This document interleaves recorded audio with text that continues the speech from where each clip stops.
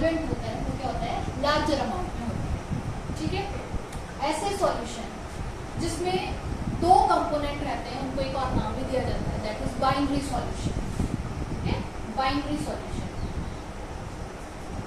Binary solution का मतलब है दो कंपोनेंट, सॉल्यूट और सॉल्वेंट। फॉर एग्जांपल आपने क्या किया, पानी, वाटर, वाटर में आपने नमक डाल दिया, सॉल्ट डाल दिया। ठीक है, ये भी क्या बन गया, एक मिक्सचर, होमोजीनियस मिक्सचर, या हम जिसको क्या बोलते हैं, सॉल्यूशन। ठीक है, सॉल्ट इन वाटर या sugar in water, glucose in water, ये सारे क्या हैं, सॉल्यूशन के एग्जांपल्स हैं। ठीक है, तो पहले मैं आपको एक बार ओवरव्यू दे देती हूँ चैप्टर का, इस चैप्टर में क्या क्या है। जैसे कि सबसे पहला आता है कंसेंट्रेशन टर्म्स। ठीक है, जो कि ऑलरेडी हम फर्स्ट यूनिट में या आपका जो फर्स्ट यूनिट मोल कंसेप्ट है उसमें पढ़ चुके हैं। दूसरा हमारा रहता है इसमें Rawls law, Rawls law, and third will be very very important, जिसपे ये पूरा चैप्टर बेस्ड है, कॉलीगेटिव प्रॉपर्टीज। कॉलीगेटिव प्रॉपर्टीज इनको नॉर्मली हम बोलते हैं नॉर्मल कॉलीगेटिव प्रॉपर्टीज, जो नॉर्मल टेम्परेचर या प्रेशर पे, ठीक है, काम करती हैं, तो इनको नॉर्मल कॉलीगेटिव प्रॉपर्टीज भी बोला जाता है, नॉर्मल कॉलीगेटिव प्रॉपर्टीज। और इसके साथ में जो लास्ट टॉपिक इस चैप्टर का है उसको वेंट ऑफ फैक्टर। ठीक है, एंड वेंट ऑफ फैक्टर किस पे काम करता है, कॉलीगेटिव प्रॉपर्टी पे ही काम करता है। तो यहाँ पे जो कॉलीगेटिव प्रॉपर्टी है उनको बोला जाता है एबनॉर्मल, एबनॉर्मल कॉलीगेटिव प्रॉपर्टीज। ठीक है, एबनॉर्मल कॉलीगेटिव प्रॉपर्टीज, और यहीं पे आता है हमारा went of factor, went of factor. अब वेंट ऑफ फैक्टर क्यों आता है, क्योंकि कॉलीगेटिव प्रॉपर्टी में हम तीन सॉल्यूट जो है उसकी कंडीशंस लेके चलते हैं। जैसे कि सॉल्यूट ना तो एसोसिएट होना चाहिए ना डिसोसिएट होना चाहिए, और सॉल्यूशन हमारा क्या होना चाहिए, वेरी वेरी डाइल्यूट होना चाहिए। अगर सॉल्यूशन ये कंडीशन फॉलो करता है तो कॉलीगेटिव प्रॉपर्टीज आपकी रहती है normally.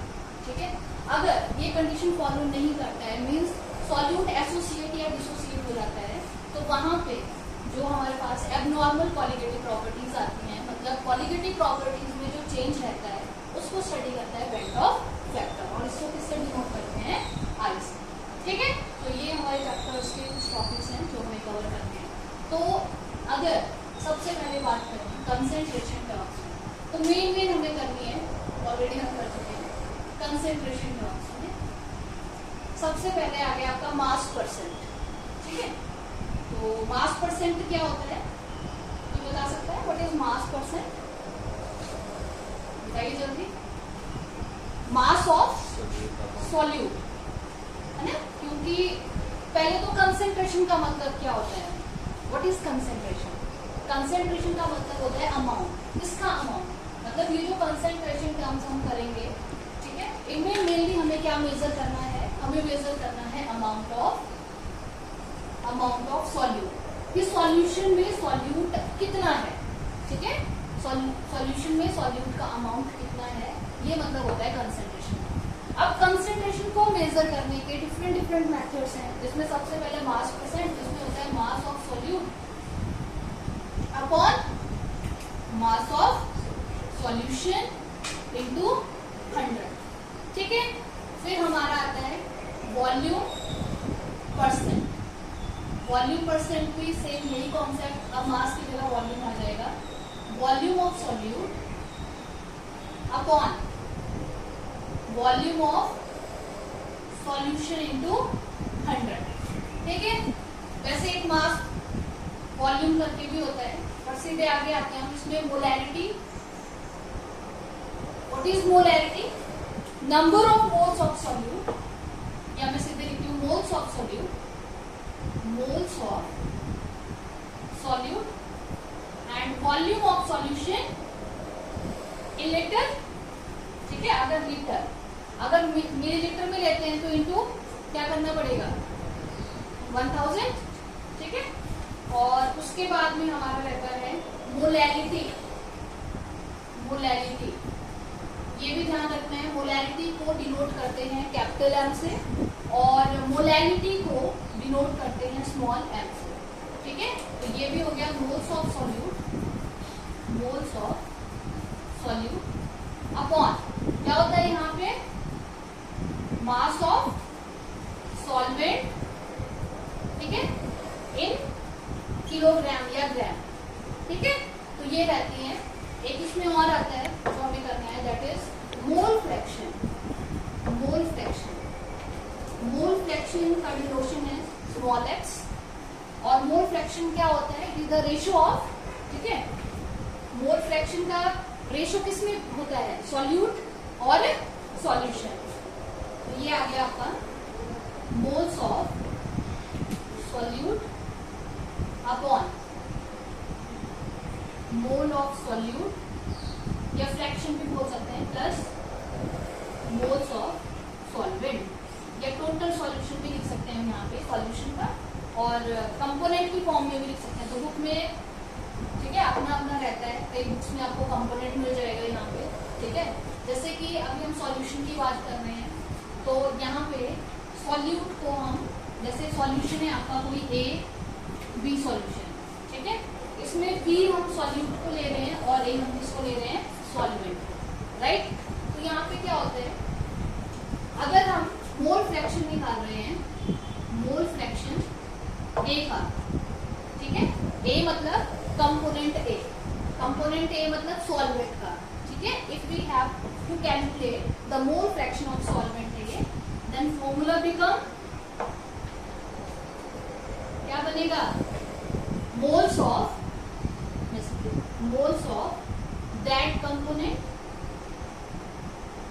Component upon total component of solution, total moles of solution, ठीक है। या हम ऐसे लिख सकते हैं Na upon Na plus Nb, ठीक है।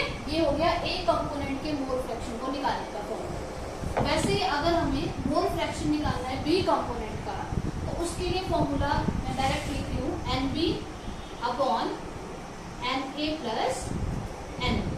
तो ये रहेंगे आपके मोल फ्रैक्शन के कंपोनेंट ए और कंपोनेंट बी के फॉर्मूला, राइट। क्या एक डेफिनेशन, इनके यूनिट क्या रहते हैं और किस पर डिपेंड करते हैं। तो मास परसेंट नो यूनिट, क्यों, क्योंकि सेम क्वांटिटी का क्या है, ऊपर भी मास है नीचे भी मास है, सेम रेशो, तो यहाँ पे यूनिट नहीं होते। वॉल्यूम का भी यूनिट नहीं होता है, वॉल्यूम परसेंट का। मोलैरिटी का क्या होगा भाई, मोल पर लीटर, मोल पर लीटर। मोलैरिटी का मोल पर किलोग्राम, यही होगा ना, मोल पर किलोग्राम। मोल फ्रैक्शन फिर से यूनिटलेस, क्योंकि ratio of number of moles, ठीक है। तो मोल्स है, रेशियो ऑफ मोल्स है, तो इसमें भी यूनिट नहीं रहता है। अब हमारा रहता है इसमें टेम्परेचर डिपेंडेंस, जो सबसे इंपॉर्टेंट है, टेम्परेचर डिपेंडेंस। अगर मैं ये 5 जो आपके सामने कंसंट्रेशन टर्म्स हैं, इनकी अगर टेम्परेचर डिपेंडेंस की बात करें, तो टेम्परेचर डिपेंड करता है वॉल्यूम के ऊपर। जहां जहां भी आपको वॉल्यूम दिखेगा वो टेम्परेचर डिपेंडिंग कंसंट्रेशन टर्म्स होंगे, और जहां पे वॉल्यूम नहीं है, मास है, वहां पे वो टेम्परेचर पे डिपेंड नहीं करेगी कंसंट्रेशन टर्म। तो अगर हम एक एक करके यहाँ पे डिस्कस करें, मास परसेंट बताइए, टेम्परेचर इंडिपेंडेंट है ना, तो ये टेम्परेचर पे डिपेंड नहीं करेगा। वॉल्यूम परसेंट, यस, ये टेम्परेचर पे डिपेंड करेगा। आगे मोलैरिटी, ये टेम्परेचर पे डिपेंड करेगा, क्योंकि यहाँ पे वॉल्यूम वाली टर्म आ रही है। मोलैरिटी ये टेम्परेचर पे डिपेंड नहीं करेगा। मोल फ्रैक्शन टेम्परेचर पे डिपेंड नहीं करेगा। तो इस तरह से आपने ध्यान रखना है। इनमें जो इम्पोर्टेंट है दैट इज इनके यूनिट्स, ठीक है, साथ में टेम्परेचर डिपेंडेंस। अब इसी में एक और आता है हमारा नॉर्मेलिटी। नॉर्मेलिटी वैसे ये प्रैक्टिकल पर्पस ऑफ यूज से इम्पोर्टेंट है, चलो नॉर्मेलिटी कर लेते हैं। नॉर्मेलिटी क्या होता है, अगर मैं डायरेक्ट फॉर्मूला लिखूं तो नंबर ऑफ ग्राम इक्विवेलेंट है ना, number of gram equivalent of solute upon volume of solution in litre, solution का वॉल्यूम लीटर। और इसके यूनिट क्या रहेंगे, यूनिट क्या रहेंगे इसके, ग्राम इक्विवेलेंट पर लीटर। ग्राम इक्विवेलेंट पर लीटर। और इसमें जो इंपॉर्टेंट इक्वेशन है इसको बोला जाता है नॉर्मेलिटी इक्वेशन। क्या होती है? N1V1 is equal to N2V2। इसको बोलते हैं नॉर्मेलिटी इक्वेशन, नॉर्मेलिटी इक्वेशन। ठीक है, तो ये थी हमारी कंसेंट्रेशन टर्म्स। एक इसमें और आता है पीपीएम, पीपीएम जिसको बोला जाता है पार्ट्स पर मिलियन। अब ये भी क्या होगा? ये टेम्परेचर पे डिपेंड करेगा क्योंकि यहाँ पे देखो वॉल्यूम आ रहा है ना, तो नॉर्मेलिटी भी टेम्परेचर पर डिपेंड करती है। फिर आता है पीपीएम, पीपीएम मीन्स पार्ट्स पर मिलियन, पार्ट्स पर मिलियन। ठीक है, तो क्या होता है पीपीएम बता सकते हैं? कहाँ पे यूज होता है पीपीएम? जो पीपीएम कंसेंट्रेशन टर्म है वो यूज होता है जहाँ पे सॉल्यूट का अमाउंट ऑफ सॉल्यूट क्या होता है? बहुत कम होता है। ठीक है, अब पार्ट्स पर मिलियन का मतलब क्या होता है बताइए जल्दी। पार्ट्स पर मिलियन, मिलियन का मतलब है 10⁻⁶।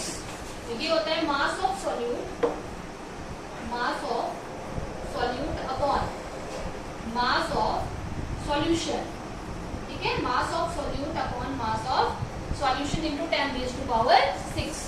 ये भी यूनिट लेस होता है, इसका भी पीपीएम का कोई यूनिट नहीं रहता। ठीक है, और अगर हम